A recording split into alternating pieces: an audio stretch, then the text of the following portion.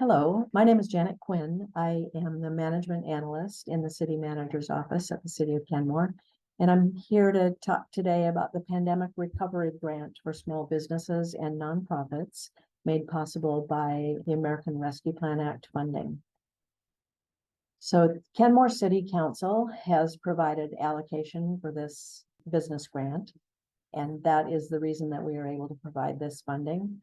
The guidance and the rules for the grant are taken from a 437-page document called the Final Rule, published by the federal government Department of Treasury. And it provides guidance for us, what we can and can't do, essentially, for the building of this program. The Washington State Constitution, Article 8, Section 7, says no county, city, or other agency shall hereafter give any money or property or loan its money to or in aid of any individual, association, company, or corporation, except for the necessary support of the poor and infirm. So that's a direct prohibition against the gifting of public funds. So the reason that we are able to do this funding program is that it is potentially an essential government function if we can establish that there's a clear nexus between the ARPA grants and either protecting the local economy or promoting compliance with public health guidelines. Those are all pandemic related. So it's for pandemic recovery only. We are not able to grant any money for the purpose of growing businesses. I'll just give you an overview of what we're going to talk about. We'll talk a little bit more about the purpose of the pandemic recovery grants. We'll talk about the amount of grant funds available, public disclosure considerations, general and more specific eligibility requirements. We'll provide some examples of eligible and ineligible uses of funds, steps to apply, and receipt of funds if awarded, the timing of that in particular. The purpose of the pandemic recovery grants is really to support the businesses that are in Kenmore and the nonprofits that are in Kenmore. The city recognizes that our small businesses and nonprofit organizations are vital to the sustainability of the local economy, and that supporting businesses with the pandemic recovery grants provides a public benefit. So the final rule says that, and I'll quote, to respond to the public health emergency with respect to COVID-19 or its negative economic impacts, end quote, is the purpose of the grant funding. So that could be to reduce economic hardships caused by the pandemic, could be to recover from government mandated closure, which we know some of you experienced, and other related requirements, prevent business and nonprofit permanent closures, to help organizations comply fully with public health guidelines, and to support the local economy. So the fundamental purpose of government, which is to promote public health and welfare, that's why we're here. And that's why we are proposing this pandemic recovery grant program, because this is potentially an essential government function to provide this funding to support businesses and nonprofits in this way. It's going to be important for each business and nonprofit to make the case to the city how you were impacted by the pandemic, how you were negatively either economically impacted or with a loss of revenue or increased expenses, and tell us and show us with the documentation that you provide that there is that clear nexus between what you experienced and the pandemic. That will enable us to, within the parameters of this program, to provide funding for these grants. So these grant funds are available, as I said, because the Kenmore City Council allocated funding for it. The city received approximately $6.4 million in total from the federal government under the American Rescue Plan Act. Kenmore City Council has allocated $3.2 million to the Affordable Housing Project. They've allocated $100,000 for catch-up learning and childcare support, $250,000 for human services funding, $50,000 for homelessness response, and then the $250,000 total that was allocated for business assistance, 65,000 of which was spent last year in urgent business grants in support of businesses. So the grant dollar amounts will range up to $10,000. 10,000 is the maximum amount. Just for context, there are approximately 1,100 businesses registered in Kenmore, and we don't know how many of those businesses will apply. So it's difficult to say what amount of funding will be provided for each grant. It will depend on the number of applicants received from eligible businesses and nonprofits, and it will take into consideration the information provided in the interviews. These interviews may take place before the end of the application period, but they will be part of the information packet that we use to make decisions.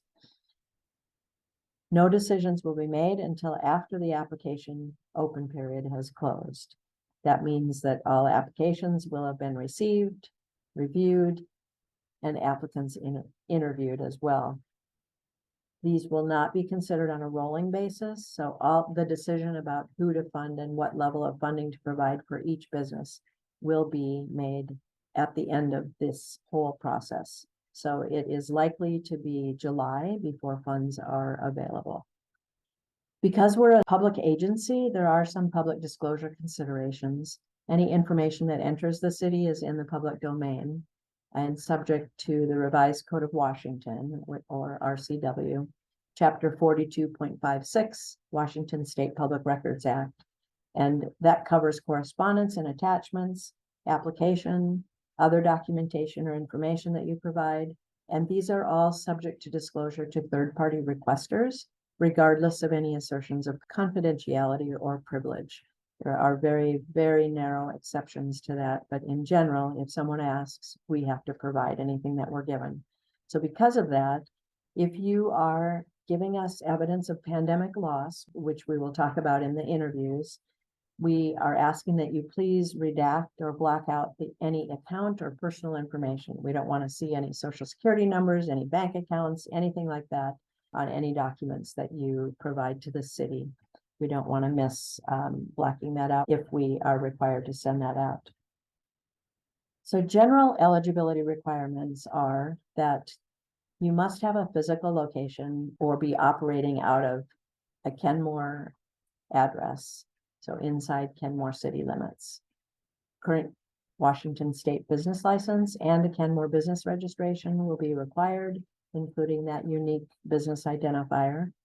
We'll ask you to read and comply with all the requirements of the grant award program. There's a lot of information on the webpage that you'll be agreeing to, and then within the grant application. We'll require you to attest to the truth and accuracy of the information that you have submitted. We will ask you to spend funds. We are only allowed to grant funds if they are on eligible uses, and we're asking you to spend the funds in the year they're granted, just for accounting purposes. Our assumption is that you are asking for funds because you need them, so we are not considering that that will be a hardship to spend them in the year they're granted. So more specific business and nonprofit requirements are that, as we talked about earlier, there has to be a direct negative economic impact from COVID-19 pandemic.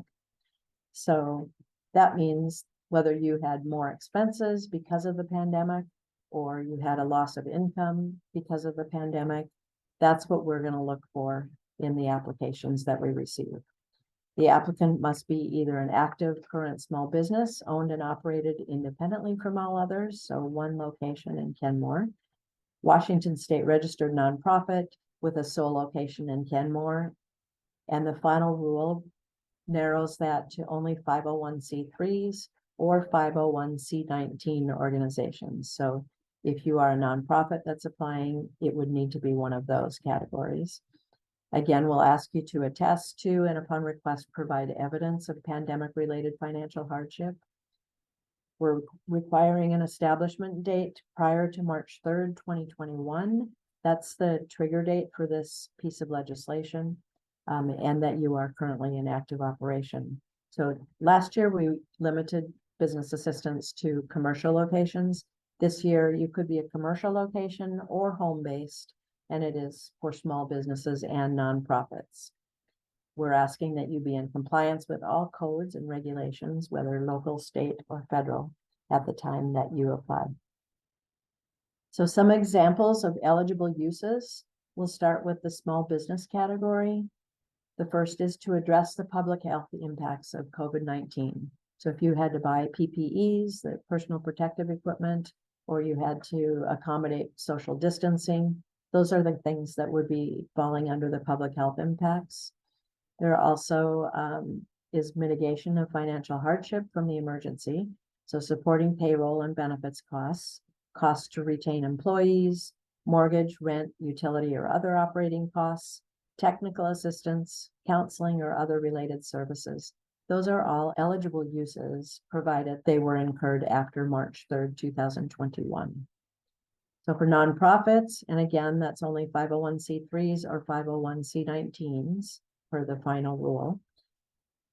The categories of eligible uses for nonprofits are to implement COVID-19 mitigation measures.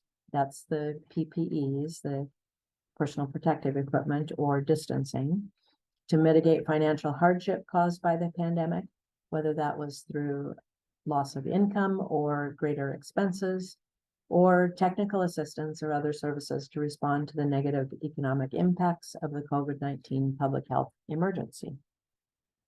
This is not a comprehensive list of ineligible uses, but some examples of ineligible uses are any expenses that were incurred prior to March 3rd, 2021, any use for growing your business, political campaign contributions or donations, charitable contributions or gifts, replenishment of reserves is not allowed, bonus payments to recipient owners, officers, or employees, payment of wages to any member of recipient owner or officer family who is not a bona fide employee of the organization, draws or salaries to the recipient business owner that exceeds the amount paid over a corresponding 2019 interval, pay down or pay off of debt is not allowed, payroll or other costs for which other federal, state, or regional funds have been received. So in other words, no double dipping. If you've already received funding for some of these categories,